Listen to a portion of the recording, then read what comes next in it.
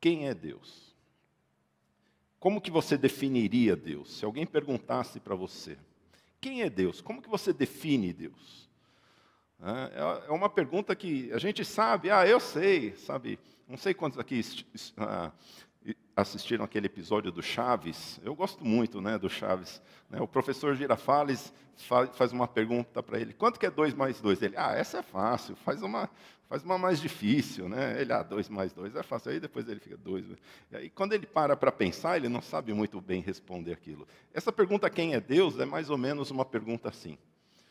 Todo mundo sabe, a gente sabe quem é Deus, mas quando a gente para e tenta definir Deus, quando a gente tenta com a nossa mente ou com o nosso intelecto definir aquilo que nós conhecemos de Deus, como que é Deus, como que Ele funciona, como que funciona esse negócio de Pai, Filho, Espírito Santo, dentro do cristianismo, como que pode 3 pessoas serem um Deus, ou um Deus, ou são 3 deuses. É uma coisa que a gente começa a pensar, e fique tranquilo, porque a ideia hoje não é esgotarmos esse assunto, até porque igrejas se dividiram por conta desse assunto, então não é intento nosso querer esgotar esse assunto, mas tentar, pelo menos, ver o que a palavra de Deus fala desse Deus que se revelou para nós. Por isso, convido você a abrir a palavra de Deus no livro de Efésios, capítulo 4. Nós vamos ler do versículo 4 até o versículo 6. Efésios, capítulo 4, do versículo 4 até o versículo 6. Diz assim: há somente um corpo e um só Espírito, como também é uma só a esperança para a qual vocês foram chamados. Há um só Senhor, uma só fé, um só batismo, um só Deus e Pai de todos, o qual é sobre todos, age por meio de todos e está em todos. Vamos orar. Senhor, nós te agradecemos, Pai, pela Tua palavra, Senhor, porque um dia o Senhor se revelou a nós, através dos profetas e, ultimamente, através do Seu Filho, Jesus Cristo. Que possamos, Pai, entender, ou pelo menos tentar entender, qual é o Seu plano para as nossas vidas, Senhor. Qual é o Seu plano para a humanidade, o Seu plano que foi revelado nas Escrituras. E andar, Senhor Deus, conforme aquilo que o Senhor tem para cada um de nós, Senhor.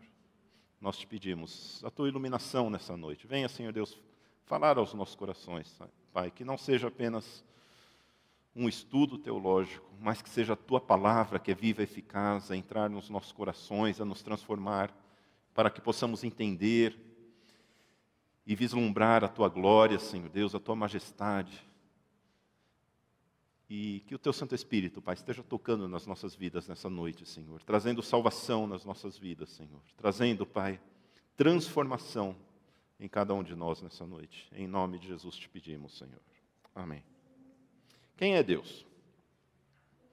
O cristianismo, ele, no decorrer da história, tentou, de várias maneiras, responder isso, dentro do cristianismo. E nós, como cristãos, quando se pergunta para nós como cristãos, quem é Deus? Com certeza essa pergunta vai ser diferente se você perguntar dentro de denominações diferentes ou até mesmo dentro de religiões diferentes. Essa pergunta de quem é o divino ou como que ele se revela para nós, isso é uma pergunta que talvez para nós seja sem sentido, mas quando nós nos lembramos que nós, como cristãos, somos aproximadamente 1/3 do mundo apenas. Outros 2/3 do mundo, do globo terrestre, das pessoas, não creem que Deus ele é da maneira que nós cremos. Creem que Deus é de outra maneira, ou deuses, pessoas que tiveram a sua vivência desde o nascimento com religiões, que creem de uma maneira totalmente diferente para a gente. Nós, quando pensamos, estamos aqui na nossa bolha, aqui dentro da Igreja Batista, dentro da nossa comunidade, às vezes nós não temos o vislumbre de quantas pessoas não têm o conhecimento desse Deus. Eu me lembro uma vez que eu estava em Taiwan, e foi a primeira vez que eu fui para um país, digamos assim, não cristão, que talvez há muito pouca a incidência do Evangelho. Eu fiquei abismado a quantidade de templos que existem, shintoístas, confucionistas. Né? Alguém já ouviu falar em Confúcio? Nem sei o que é isso. Ali é a religião do país. A cada esquina que tem, do jeito que tem igreja aqui, né? Sabe aquelas portinhas de igreja? Você vai domingo, você vê um monte de igreja, aquelas cadeiras brancas. Do mesmo jeito tem os templos confucionistas naquele lugar. E eu fiquei impressionado como isso é uma realidade de pessoas que nunca ouviram falar de Deus. Eu falei, quando eu estava lá em Taiwan, eu comecei a falar, e eu tive a oportunidade em um jantar de falar de Jesus para alguns colegas de trabalho que eram de lá. Eles ouviram falar de Jesus, de Cristo, mas como se fosse um Deus, como você ouviu falar de Confúcio, eles ouviram falar de Jesus. Então, é mais ou menos essa...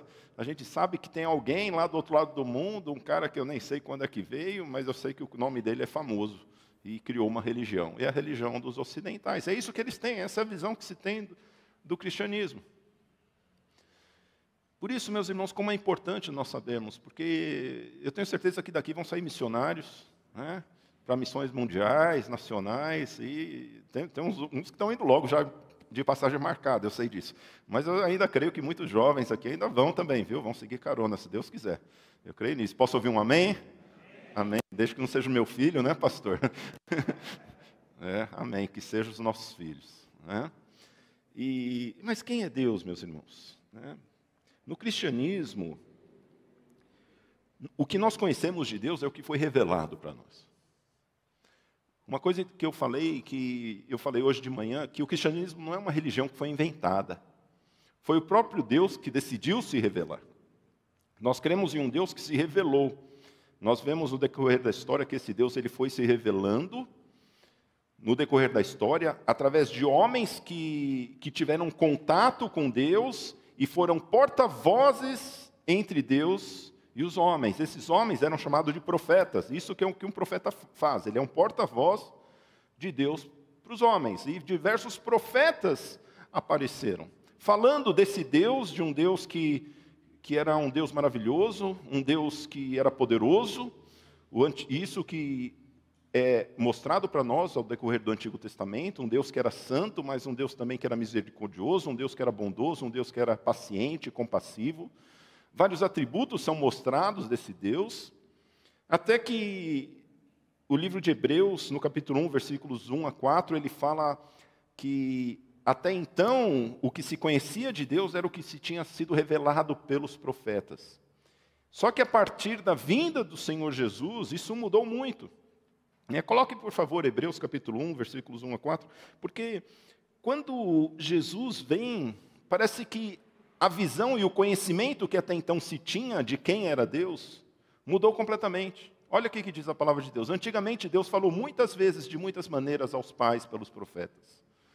Mas, nesses últimos dias, nos falou pelo Filho, a quem constituiu o herdeiro de todas as coisas, e pelo qual também fez o universo. Veja que o Filho, ele tem uma posição, ele foi colocado em uma posição, apesar dele ter a natureza humana, como uma posição do próprio Criador.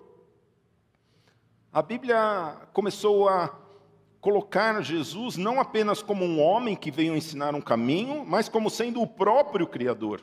Aquele que está, o Logos de Deus, aquele que estava no princípio com Deus e aquele que era Deus também. Eu assisti muitos filmes, eu assisti recentemente aquele filme O Código da Vinci, onde eles falam que Jesus, essa história de Jesus ser Deus, é uma coisa que foi inventada pelos pais da igreja no século II, III, nos concílios. Não é nada disso. Os próprios apóstolos já consideravam Jesus como Deus. Lembra quando Tomé chegou diante de Deus, e chegou diante de Jesus ressuscitado, e aí diz a palavra de Deus de que Jesus falou: olha, Tomé, encosta aqui, vem ver, pega a mão, vem ver aqui, vê as chagas aqui. E diz que quando Tomé pegou, Tomé se ajoelha e fala: meu Deus, se referindo a Jesus como Deus. Esse negócio da divindade de Jesus não é algo novo, até o Antigo Testamento. É a questão de o Filho de Deus, de que os profetas falaram de que um menino nos nasceu, um filho se nos deu, e o seu nome será maravilhoso, conselheiro, Deus forte, Pai da eternidade, príncipe da paz. Ou seja, de que o Filho que seria nascido, o nome dele seria Deus. Seria um menino que também teria divindade. Isso, desde o Antigo Testamento, os olhos dos apóstolos começaram a se abrir de que realmente Jesus não era um homem comum. De maneira que quando Jesus ele chega, ele começa a se revelar, e ele, como uma pessoa que sendo o próprio Deus, mas também com o Deus, a quem ele começou a chamar de Pai, e aí começou a se ter um melhor vislumbre da revelação de Deus. Sendo que quando Jesus estava indo embora, ele falou, olha, eu estou indo, mas eu vou deixar o meu Espírito com vocês. Eu vou mandar o Espírito Santo. E aí, parece que entrou mais um na história. Antes era só o Pai, aí o Filho, aí apareceu o Espírito. E aí nós começamos, né, como igreja, desde os pais da igreja, começaram a falar, peraí, vamos tentar entender o negócio, como é que funciona. Porque eu sei que tem Deus, tem o Pai, esse Deus que é o Deus que rege todas as coisas, mas esse Deus ele tem um Filho, que também participa dessa divindade, e tem também um Espírito, que é o Espírito Santo, que é o Espírito do próprio Deus, que também é divino.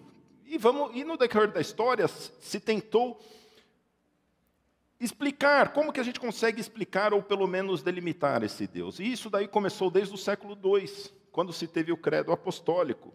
Olha o que diz o credo apostólico. É o segundo, tá? Eu creio em Deus Pai, é o outro. Esse daí é o credo batista. Depois a gente... Olha o que diz o credo apostólico, que é o credo dos apóstolos, o que os apóstolos ensinavam nas igrejas, isso desde o século II. Tá? Olha o que diz. Creio em Deus Pai, Todo-Poderoso, Criador do céu e da terra. Pode passar. Creio em Jesus Cristo, seu único Filho, nosso Senhor, o qual foi concebido por obra do Espírito Santo. Nasceu da Virgem Maria, padeceu sob o poder de Pôncio Pilatos, foi crucificado, morto e sepultado, ressurgiu dos mortos ao terceiro dia, subiu ao céu, está sentado à direita de Deus Pai Todo-Poderoso, donde há de vir para julgar os vivos e os mortos. Creio no Espírito Santo, na Santa Igreja Universal, na comunhão dos santos, na remissão dos pecados, na ressurreição do corpo, na vida eterna. Amém. Esse é o credo apostólico. Esse é o credo de que os apóstolos comungavam, né, e foi ensinado na igreja no decorrer dos séculos. Veja que é uma maneira de se explicar, ou seja, de que existe um único Deus, só que esse Deus ele tem um Filho, e esse Deus ele tem um Espírito. Como que nós podemos entender isso? Quando nós pulamos um pouco a história, e hoje eu abri hoje o site da Convenção Batista Brasileira, porque lá nós temos também escrito como que se define Deus dentro da Igreja Batista. Coloca, por favor, né, volta um pouquinho ali, né? Deus, a definição de Deus dentro, como está no site da Convenção. Volta um pouquinho, olha lá. Deus, o único Deus vivo e verdadeiro, é espírito pessoal, eterno, infinito e imutável. É onipotente, onisciente e onipresente. É perfeito em santidade, justiça, verdade e amor. Ele é o Criador, sustentador, redentor, juiz e senhor da história e do universo, que governa pelo seu poder, dispondo de todas as coisas, de acordo com o seu eterno propósito e graça. Deus é infinito em santidade e em todas as demais perfeições. Por isso a Ele devemos todo o amor, o culto e obediência. Em sua triunidade, o eterno Deus se revela como Pai, Filho e Espírito Santo. Pessoas distintas, mas sem divisão em sua essência. Um pouquinho diferente do credo apostólico. Talvez por quê? Porque depois do credo apostólico ter sido realizado, a discussão ela continuou, né? Sendo que a maior discussão que existiu foi no Concílio de Nicéia, no começo do século IV, ano 300 e pouco, depois de Cristo, onde nada mais foi do que uma tentativa da igreja ir contra uma heresia de que Jesus não era Deus, que era conhecido como arianismo. Né? Alguns se levantaram e falaram, bom, esse Jesus dá a entender pelos textos que ele não é Deus, ele é o Filho de Deus, mas ele não é Deus, ele está acima dos anjos, é um ser que está aí, um semideus, alguma coisa do tipo, e aí começou toda uma defesa da fé nesse sentido. Né? Mas para a gente entender um pouco eu gostaria de convidar você a nós estarmos olhando um pouco o que a Bíblia fala a respeito de Deus. Porque a gente pode ficar discutindo aqui, né, falando sobre os concílios, falando sobre o que um falou, o que outro falou. Agora, a importância que as pessoas falam a respeito de Deus, ela é mínima. O que importa é o que Deus fala a respeito dele mesmo. E principalmente o que a palavra de Deus fala a respeito de Deus. É isso o que realmente importa. E na questão de Deus, meus irmãos, nós precisamos entender dois fundamentos principais. E é isso que eu gostaria que você saísse dessa noite daqui, entendendo esses dois fundamentos principais a respeito do nosso Deus. O primeiro fundamento é a unidade de Deus.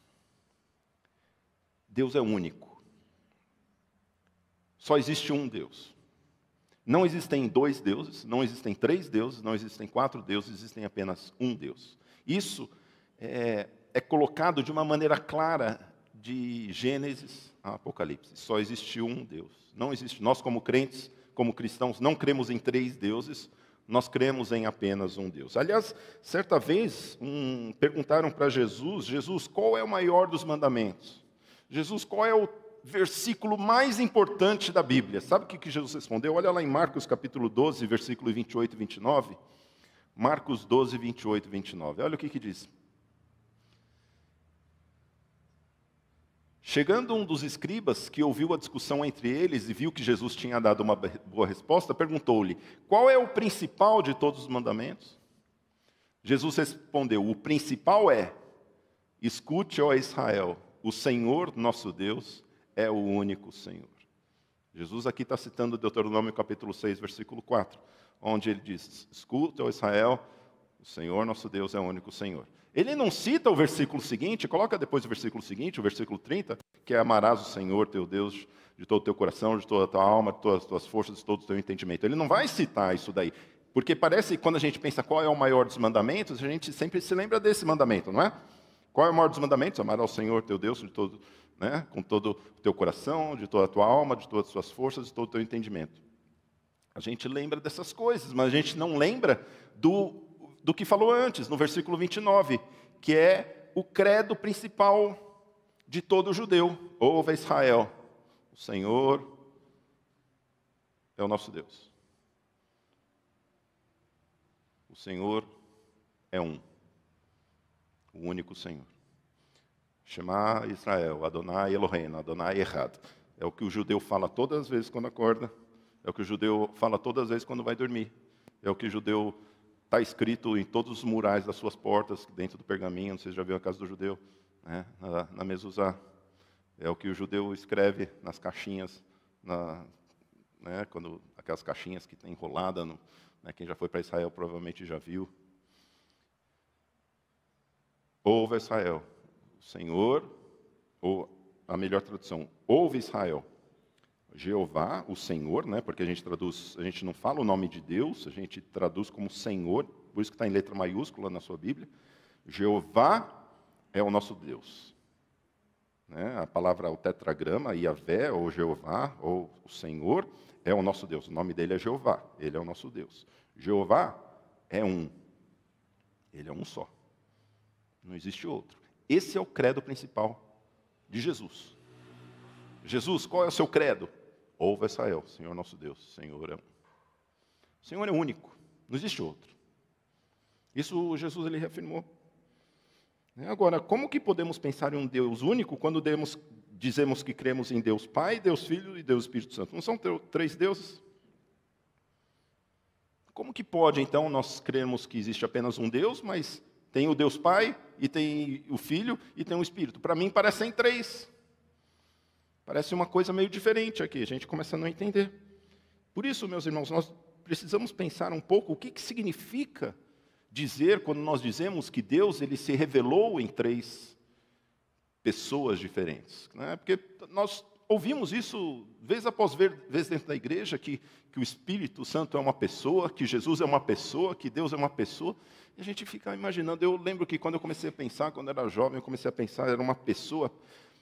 A gente tem um problema de linguagem, porque esse termo pessoa, para mim, é um ser humano.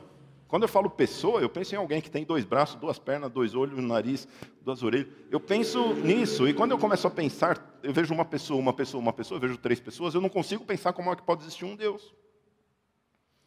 Porque esse termo pessoa, ele não ajuda muito a gente entender o que é Deus. Sabe por quê? Porque esse uso de linguagem, pessoa, ele tem a ver com o ser humano. A gente tende a relacionar esse termo pessoa como um ser humano. Mas quando a gente pega na raiz, esse termo ele foi usado para Deus no século II por Tertuliano, que foi um dos pais da igreja. Sabe como que ele tratou? Ele começou a entender Deus, e o termo que ele usou é o termo persona. Não como pessoa, mas persona, era o mesmo termo que era usado no teatro. Lembra o teatro antigo, onde o pessoal usava máscaras? Naquela época não tinha personagem, e tinha pouco ator. O teatro daquela época não tinha tantos atores quanto se tem hoje. Tinha pouco ator, e às vezes um ator fazia vários personagens. E o que ele fazia? Ele ia e colocava uma máscara do mocinho, e aí ele entrava e fazia aquilo com a máscara. Depois ele saía, colocava a máscara da mulher, porque naquela época as mulheres não faziam teatro. Ou seja, essas máscaras que eles usavam no teatro, e são as personas. Eles faziam personas diferentes, daí que veio o nome personagem. Que a gente sabe, que quando você tem um teatro, uma cena, você tem os personagens. Que são? São aquelas pessoas que, na verdade, elas não são pessoas, são as máscaras que a pessoa, ela, na verdade, não é uma máscara, ela atua ela mesma, mas como se fosse uma outra pessoa. E o que essa pessoa faz, na verdade, é uma persona, ou seja, ela incorpora uma persona, Imagine que eu vou fazer o filme do 007, Então eu ponho aqui o meu revólver, eu pego, eu não sei atirar, não sei, mas eu faço uma pose de 007. Eu sou uma persona, ou seja, eu incorporo como se eu fosse aquela persona. Não sou quem eu sou. A minha essência não é isso, mas eu estou como uma persona. É um pouquinho isso que nós precisamos entender quando a gente fala a respeito de Deus, quando a gente fala que Deus ele é uma pessoa. Na verdade, Deus não é que Deus é uma pessoa, Ele não é um homem. Deus não é homem.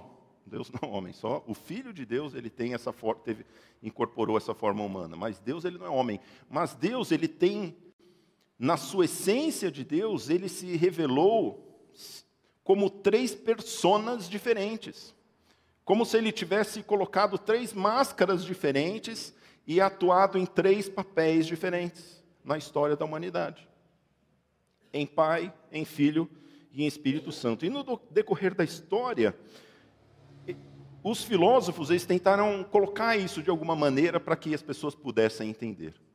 E eles começaram a entender, e isso quando se estuda a filosofia, lá da época de Platão, quando que foi discutido muito nos concílios de Nicéia, que foi que Deus ele tem uma essência. O que é essência? Essência é algo que combina com o verbo ser, não combina com o verbo existir. Eu vou falar um pouquinho a diferença. É o que se é aquilo que é. Lembra que eu falei do personagem? Eu vou fazer o personagem do 007, As pessoas vão dar risada, legal, o 007 está meio gordinho aí, Mas não é 007, a gente sabe que é o pastor Rodrigo. A essência, eu posso mostrar que eu sou, mas por trás eu tenho uma essência que sou eu mesmo. Isso é uma essência, aquilo que eu sou. Deus, ele tem uma essência. Sabe quem foi a primeira pessoa que tentou entender quem é Deus? Moisés. Sabe quando Deus aparece para Moisés, foi a primeira vez que ele se revela quem ele era. Até então ele nunca nem tinha falado o nome dele para ninguém. Todo mundo conhecia só como Deus, mas ele nunca tinha falado, olha, eu sou o Jeová. Ou seja, vocês estão começando a me conhecer agora. A primeira vez que foi Moisés, quando ele chama Moisés, ele fala, olha, vai, o filho de Israel, eu estou mandando você. Olha o que diz Êxodo capítulo 3, versículos 13 e 14. Moisés disse para Deus, eis que quando eu for falar com os filhos de Israel, e lhes disser, o Deus dos seus pais me enviou a vocês, eles vão perguntar, qual é o nome dele? Então, o que lhes direi? Deus disse a Moisés, o quê? Eu sou o que sou. Disse mais, assim você dirá aos filhos de Israel, eu sou, me enviou a vocês. é a essência de Deus. Essa frase, eu sou o que sou, é eu serei o que eu serei. Eu me tornarei aquilo que eu quiser me tornar. Eu sou Deus. Eu posso ser aquilo que eu quiser. Eu sou Deus. Isso é Deus. É aquele que pode se tornar naquilo que ele quiser. Ele é Deus. Se você fosse Deus por um dia, o que você ia fazer? Eu ia tirar uns quilinhos da minha barriga. Ia dar uma melhorada na minha conta corrente. Uma renovada no meu carro, na minha casa. Ia dar uma... Deus, ele se torna aquilo que ele quer se tornar. Ele é Deus. Essa é a essência de Deus. Ele é. Ele é. Ele não se tornou, ele é. Deus é. Por isso que ele disse, eu sou o mesmo ontem, hoje, eternamente. Ontem eu sou, hoje eu sou, amanhã eu sou. Lembra que Jesus falou, antes que Abraão existisse, eu sou. Jesus falou. Isso é a essência de Deus. Eu sou Deus. Eu sou, essa é a minha essência, é aquilo que está dentro de Deus. Agora, esse Deus, ele não está dentro da existência. Quando eu costumo falar assim, Deus não existe. Pastor, você está louco, pastor? Você está pregando e Deus não existe? O que eu quero dizer com isso? Existe é uma palavra que é usada para as coisas que vieram à existência. Porque nesse mundo que nós cremos, existem coisas que existem, ou seja, que foram criadas, existem coisas que nunca foram criadas, que é o Criador. Olha o que diz Jesus fala em João capítulo 1, versículos 1 a 3. No princípio era o Verbo. O Verbo estava com Deus e o Verbo era Deus. Ele estava no princípio com Deus. Ou seja, olha, Jesus, está falando sobre Jesus aqui, que ele era Deus. Depois tem gente que fala, né, que não, a Bíblia não fala que Jesus é Deus. Ó. Coisa mais clara, ele estava no princípio com Deus, ele era Deus. Todas as coisas, todas as coisas foram feitas por ele. E sem ele, nada do que foi feito se fez. Tudo que existiu foi feita por esse Deus Trino. Como que eu sei que é o Deus Trino? Porque aqui está falando que Jesus estava no princípio com Deus. E eu sei que o Espírito também estava no princípio, porque lá em Gênesis nós vemos o Espírito pairando sobre a face das águas. Ou seja, o Deus Trino, ele já existia. Ele já era, ou não, existia não, ele já era no passado. E todas as coisas vieram a existir a partir dele. Ou seja, essa existência, tanto que a palavra existência, se você for ver, é ex-essência. Ou seja, ex é fora da essência, tudo que não está na essência eterna.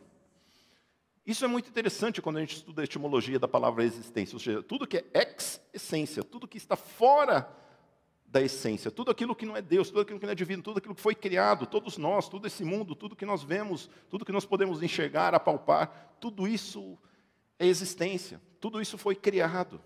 Deus ainda não foi criado, Deus ele é. Agora, Deus, existe uma outra palavra que é a subsistência, que foi uma palavra que foi utilizada para entender como que a gente entende também essa questão de Deus ser Pai, ser Filho e ser Espírito. Porque um Deus que não é Pai. Ele é o que ele quer ser, mas ele se revelou como Pai, como Filho e como Espírito. Isso são, na verdade, formas de subsistência de Deus, ou seja, formas de que, como Deus se revelou. Ou seja, um Deus que não foi criado, ele subsiste, mas essa essência que subsiste em 3 personas diferentes. Ou seja, não é um Deus que foi criado, Jesus ele não foi criado, tem gente que acha que Jesus nasceu no ano 0, né?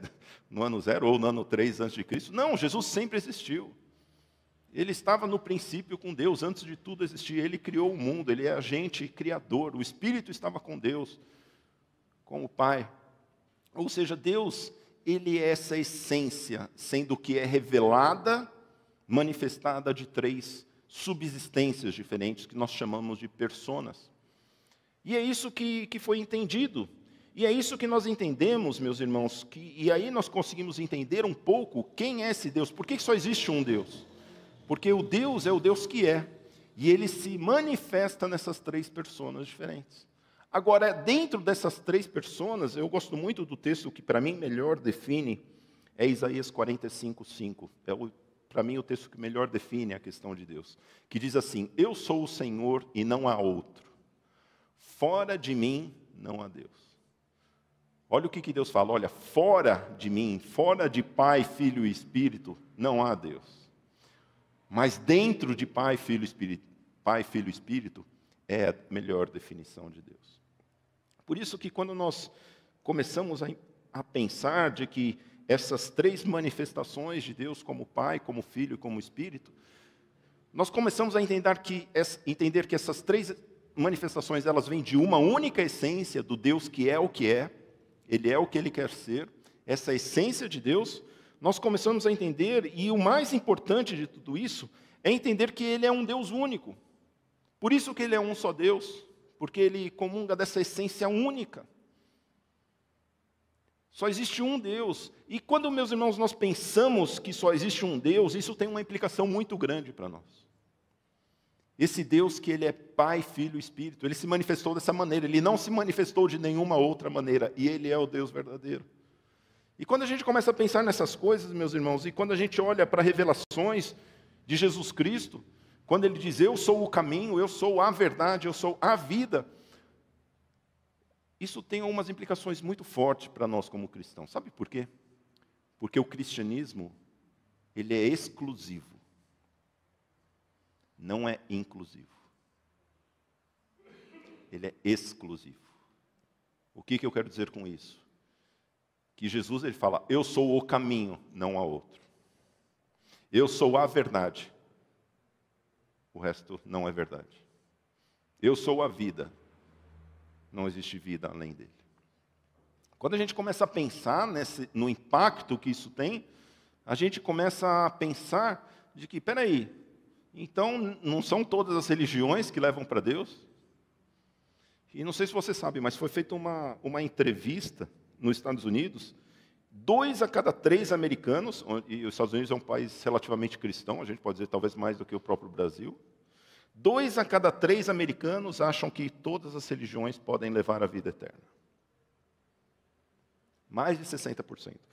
48% dizem que Deus aceita louvor de qualquer religião, de que qualquer caminho leva para Deus. E parece que esse negócio não bate com o fato de Jesus ter falado: só existe um Deus, só existe um caminho, só existe um jeito, não existe outro jeito, não existe outro nome dado entre os homens pelo qual importa que sejamos salvos. Parece que essas coisas começam a entrar em conflito. Veja, meus irmãos, que Deus, Ele é um Deus que traça linhas. Eu falei isso alguns domingos atrás. Deus, Ele não é um Deus que, olha, viva do jeito que você está, tudo bem, tudo tranquilo, pode continuar do seu jeito, vamos continuar do jeito que está, para ver como é que fica. Não é esse Deus. Quando a gente começa a entender um pouco, a gente entende que só existe um Deus, e a Bíblia é muito enfática: só existe um mediador, só existe um que desceu do céu. Jesus falou: só existe um que viu a Deus, e é Jesus, Ele que desceu do céu, não existe outro. De maneira que quando fala que o que Jesus fala é verdade, tudo o resto é mentira. Meus irmãos, sabe o impacto que isso tem? Isso ofende, isso vai levar a gente à morte se a gente resolver defender isso diante de outras religiões. É por isso que muitos cristãos estão morrendo em diversos países, porque essa é uma mensagem que ofende. Só existe um Deus. Veja o impacto que isso tem. Às vezes nós não pensamos no impacto ou na implicação que existe de nós falarmos que cremos em um Deus só. E só existir um Deus. É a Bíblia falar que só existe um Deus, não há outro Deus. Não há outro caminho para o céu, somente através de Jesus Cristo. Nós precisamos nos lembrar que só existe um Deus. Essa, meus irmãos, é a base da nossa doutrina. A Bíblia, de ponta a ponta, ela afirma que só existe um Deus, só existe um caminho. E esse Deus trino, Ele se revelou. E essa é a segunda coisa que nós vamos aprender.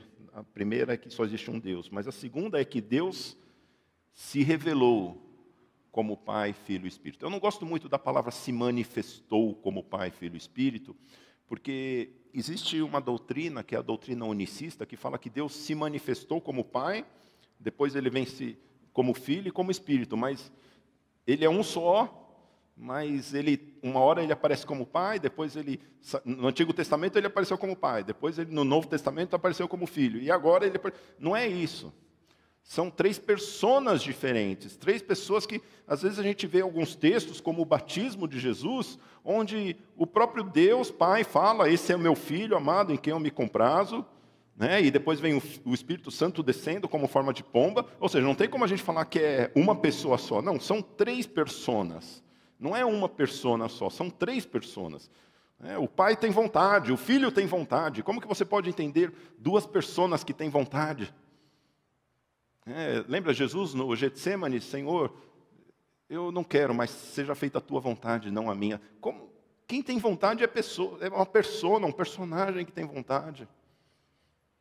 Então, meus irmãos, nós precisamos entender que apesar de ser um só Deus, Deus ele se revela, ele se revelou, ele se mostrou, ele quis se revelar, ele quis se mostrar como Pai, como Filho e com Espírito. Por que ele se revelou como Pai, Filho e Espírito? Você já parou para pensar?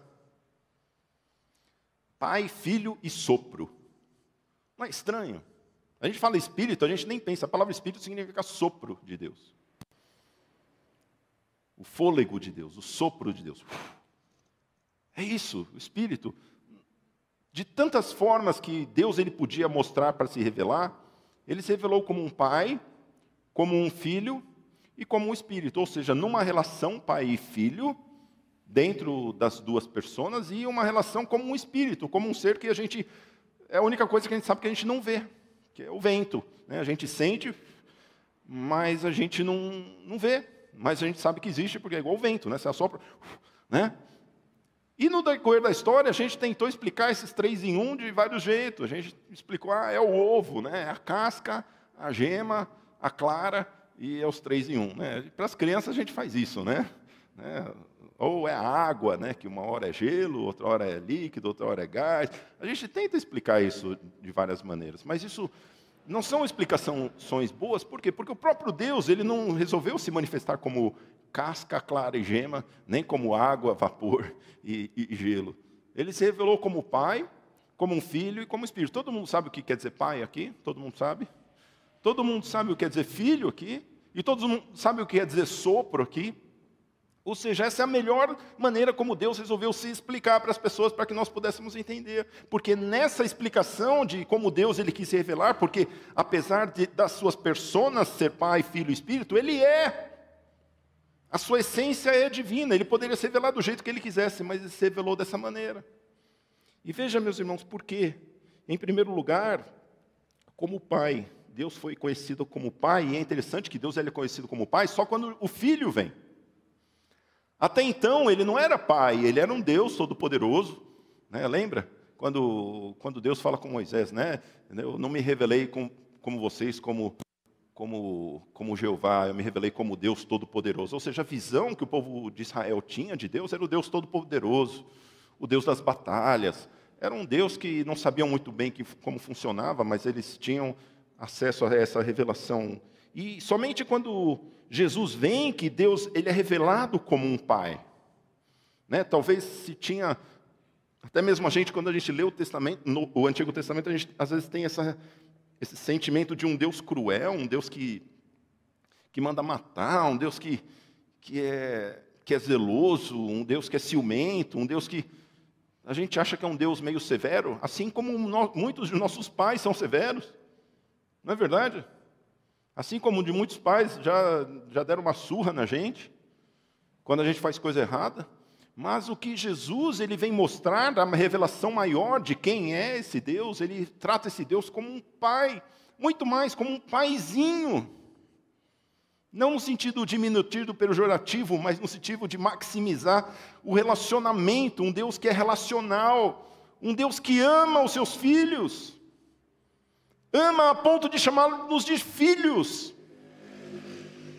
Meus irmãos, como isso é maravilhoso, porque quando Jesus ele se revela, e ele mostra quem é Deus, ele chama esse Deus de Pai, de Abba, Papai. Veja, meus irmãos, e a visão que às vezes nós temos de Deus é um Deus que é um Deus... E realmente, quando nós somos pequenos, às vezes eu lembro... Quando às vezes eu fazia bagunça, quando era pequeno, na igreja, né? Adorava fazer bagunça na igreja. E às vezes meu pai me dava umas olhadas, assim, minha mãe também. Sabe quando você já dá aquele gelada, fala, é hoje que eu apanho. Às vezes a gente tem essa noção de Deus, porque a gente sabe que a gente tem culpa no cartório. A gente sabe que a gente faz umas coisas erradas, a gente tem essa visão de um Deus que talvez seja de relacionamento com os nossos pais, de um Deus que vai me bater, um Deus que vai me castigar, um Deus que vai me deixar de castigo. Quando, na verdade, Jesus, ele mostra, meus irmãos, ele tira essa imagem de um Deus como um ser cruel. E ele mostra esse Pai como um Deus maravilhoso.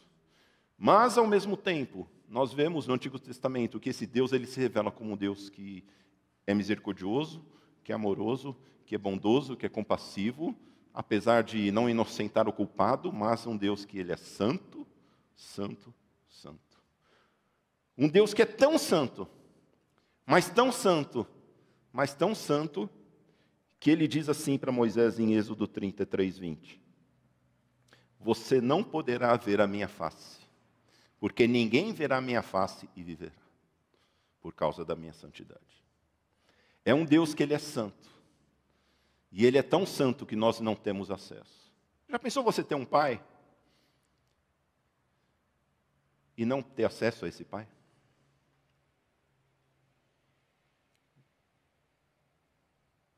Não seria estranho? Alguém que quer se revelar com você, mas fala, olha, eu não posso ver você. Porque senão você vai ver minha glória e você vai morrer por causa da minha glória. É um Deus que ele quer se revelar. Nós temos um Deus santo, mas ao mesmo tempo um Deus inacessível. Mas veja que Jesus nos disse, ele é um pai, é um criador, nosso criador como nosso pai. Ele quer se relacionar como um pai, um Deus que nos ama como um pai. E de todas as definições de Deus, Jesus ele nos coloca que a melhor definição de Deus é pai. Ele é nosso pai. E eu não sei você qual é a visão que você tem de Deus. Eu quero dizer para você, Deus ele é pai.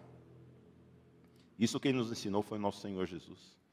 Eu não sei se você tem a visão de um Deus que castiga, um Deus que ele quer o mal de você, mas, meus irmãos, nós temos um Deus revelado por Jesus Cristo, que ele é o nosso Pai, um Deus que nos ama. E ele nos ama tanto a ponto de dar o seu único Filho, Jesus Cristo, para morrer por mim e por você.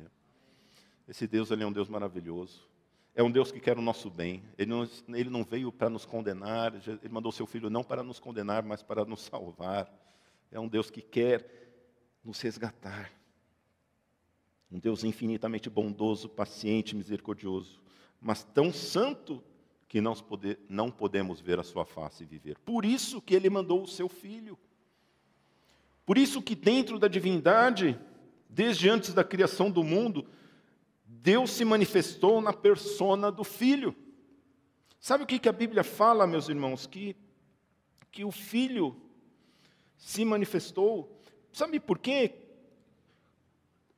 A mesma Bíblia que fala que ninguém pode ver a minha face e viver, o mesmo Deus, esse mesmo que se autodenomina Jeová, como sendo o seu nome, sabe o que ele fala em Deuteronômio 34:10? Olha o que diz lá. Nunca mais se levantou em Israel, é aquele mesmo, volta. Nunca mais se levantou em Israel um profeta como Moisés, que falava com o Senhor, com Jeová, com quem o Senhor tratava face a face. Espera aí, pastor, não estou entendendo nada. Esse Deus, primeiro ele vem e fala, ninguém vai ver minha face e viver. E depois tem outro versículo que fala que Moisés falava face a face com Deus. Esse autor aí está bipolar. Como que eu falo que ninguém pode ver a face de Deus e viver, e aqui fala que ele falava com o Senhor face a face? Sabe por quê? Porque desde antes da criação, Deus ele já conhecia toda a história. E o Filho já foi designado pelo próprio Deus para ser o mediador entre Deus e os homens. Sabe o que aconteceu? Deixa eu contar a história para vocês em Filipenses capítulo 2, versículos 5 a 8. Olha o que diz. De sorte que haja em vós o mesmo sentimento que houve também em Cristo Jesus, que sendo em forma de Deus, que sendo em essência de Deus, que sendo divino, sendo santo, sendo todo-poderoso, onipotente, onisciente, onipresente, não teve por usurpação ser igual a Deus, mas esvaziou-se. Deixou a sua divindade. Tomando a forma de servo, fez-se semelhante aos homens.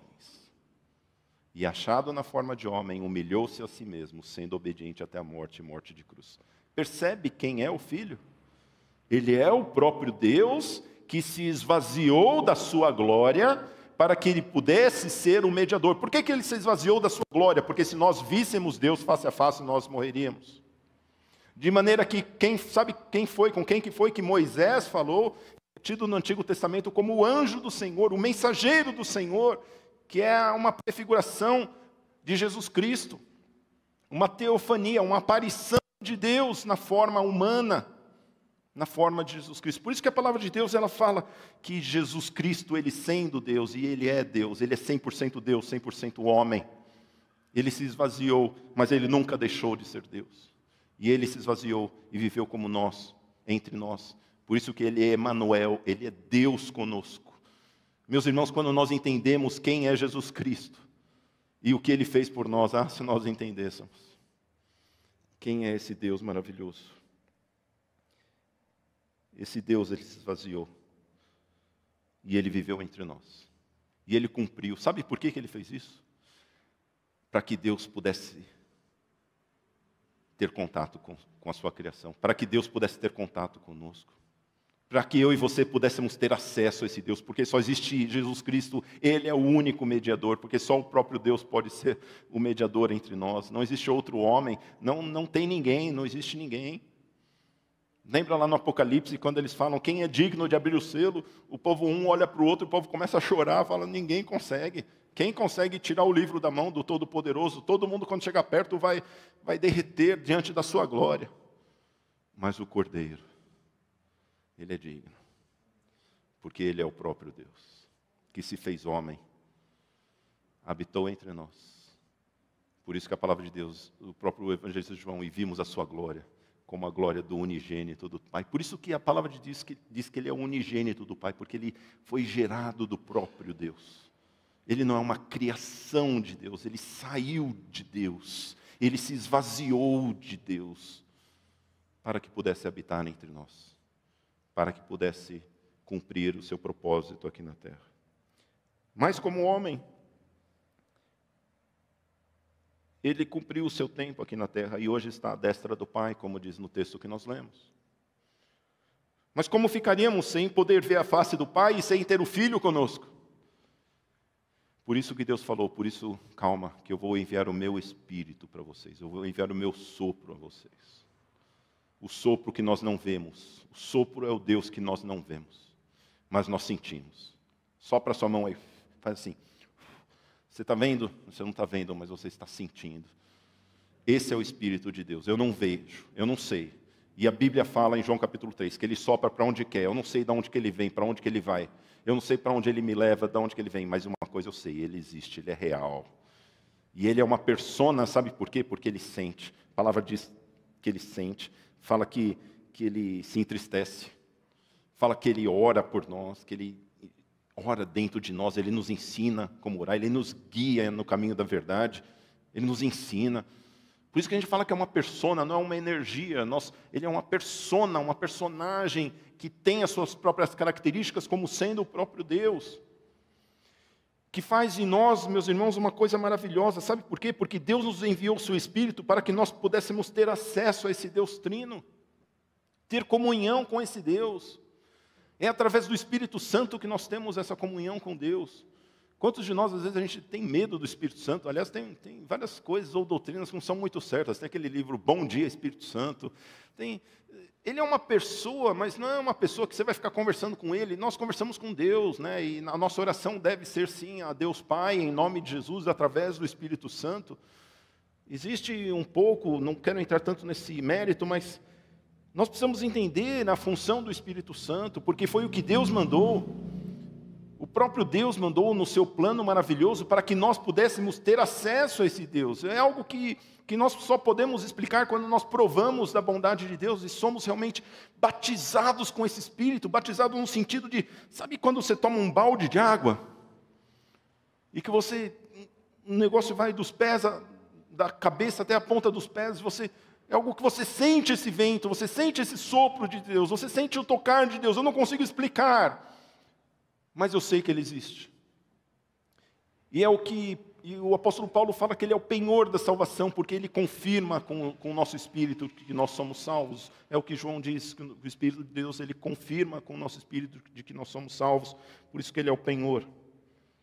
Esse, meus irmãos, é o que nós precisamos entender, que quando nós somos selados por esse Espírito, nós temos esse contato com Deus maravilhoso. E mesmo sem eu ver, sem eu poder ver o Pai, e mesmo sem o Filho estar entre nós sabemos que esse Deus, Ele é maravilhoso e Ele age ainda hoje na minha vida e na sua vida, porque Ele nos deixou o seu Santo Espírito. Sabe por quê? Porque Ele prometeu. Isso foi promessa dEle, de que isso iria acontecer. E essa promessa, sabe para quem que é? Não são para profetas, não são para ungidos, é para quem quiser, para quem desejar, para todos aqueles que o Senhor chamar. E esse, meus irmãos, é o plano maravilhoso que Deus... Esse é um mistério que os profetas queriam conhecer e que hoje nós estamos conhecendo. Esse mistério de quem é Deus, de quem era o anjo do Senhor, de quem é esse que falou com Moisés, de quem é esse Espírito, que negócio é esse do Espírito, como que funcionava desse Espírito que incorporou com Saul e ele começou a profetizar. Esse Espírito que entrou em alguns homens e eles começaram a profetizar. Esse Espírito que ele foi prometido por Deus de que seria derramado sobre toda a carne, sobre a minha vida e sobre a sua vida. Porque é uma promessa de Deus. Veja, meus irmãos, o plano de Deus é que, como um pai amoroso, ele tivesse muitos filhos. E de que todos os seus filhos pudessem ter acesso à divindade, pudessem ter um contato real com ele. Por isso eu entendo hoje porque ele é Pai, Filho e Espírito. Hoje eu consigo entender por que ele é Pai, Filho e Espírito, porque esse plano maravilhoso, o mistério que os profetas queriam entender, agora foi revelado a todos nós. De que esse Deus, ele se revelou a nós, através do seu Filho. E ele deixou uma promessa, que é a promessa que eu quero terminar lendo desse texto de Atos, capítulo 2, versículo 37 e 38. Uma vez que conhecemos esse Deus, uma vez que conhecemos que esse Deus se revelou como Pai, Filho e Espírito, o apóstolo Pedro, ele pergunta: que faremos, irmãos? Pedro respondeu: arrependam-se. Saibam que existe um Deus que é santo, santo, santo. Isso é se arrepender. É entender que não há nada que eu possa fazer que eu consiga me achegar diante desse Deus Pai, porque Ele é santo, santo, santo, e nenhuma face pode vê-lo e viver. Por melhor que você seja, por melhor pai ou mãe de família que você seja, por melhor funcionário que você seja, você pode ser o melhor aluno da escola, você pode não colar, você pode não fumar, não beber, não ter matado ninguém. Ninguém pode chegar diante do Pai e viver, somente através do Filho. Por isso que o apóstolo Pedro fala: arrependa-se. O que é me arrepender? Arrependa-se e creia na boa notícia de Deus, de que Jesus Cristo, o Filho, Ele é o mediador entre nós e Deus. Por isso que ele fala: e cada um seja batizado em nome de Jesus Cristo. Cada um saiba que somente quando somos batizados, somente quando entendemos da obra de Jesus Cristo na terra, nós temos a remissão dos nossos pecados. E vocês receberão o presente do Espírito Santo. Essa promessa, sabe para quem que é? Olha o que Pedro diz. Porque a promessa é para vocês, para os seus filhos e para todos os que ainda estão longe, isto é, para todos aqueles que o Senhor nosso Deus chamar. Deus, Ele prometeu esse Espírito Santo, ou seja, Deus, Ele prometeu que eu e você podemos ter acesso a esse Deus. Esse Deus não é um Deus inatingível, Ele é um Pai amoroso. Esse Deus, eu quero dizer para você, olha, eu não sei que imagem que você tem de Deus. Eu não sei qual é a imagem que você tem de Deus, talvez muitas pessoas tenham uma imagem de Deus como um pai, mas talvez, não sei, muitas pessoas não tiveram um pai presente, ou um pai bondoso, ou um pai Mas o que Jesus nos mostra é que nós temos um Pai amoroso, um Pai que quer se relacionar conosco, um Deus que Ele deseja. Não é um Deus que precisa de nós, mas nós precisamos dele. Por isso, eu queria deixar essa mensagem, concluindo dizer que nós devemos crer que o nosso Deus, Ele é sim um Deus santo, e o nosso pecado nos afasta dele, mas através do seu Filho nós temos acesso a esse Deus. E acima de tudo, a promessa de que todo aquele que nele crer terá a vida eterna e será selado, receberá o dom do Espírito Santo. Isso é uma promessa dele, não é uma promessa minha. E se ele falou, ele é fiel para cumprir. A minha oração é que você possa ter contato com esse Deus, que você possa experimentar desse Deus real, desse Deus amoroso que se revelou como Pai, Filho e Espírito, e que possamos juntos, através do Espírito Santo, cumprir o chamado, porque quando esse Espírito Santo entra dentro de cada um de nós, nós somos como o corpo de Cristo. Por isso que o apóstolo Paulo diz, há um só corpo, que é a igreja, o corpo de Cristo, movido pelo Espírito Santo, fazendo a obra de Deus aqui na terra. Deus, Ele deseja fazer isso através da minha e da sua vida. Que Deus nos abençoe.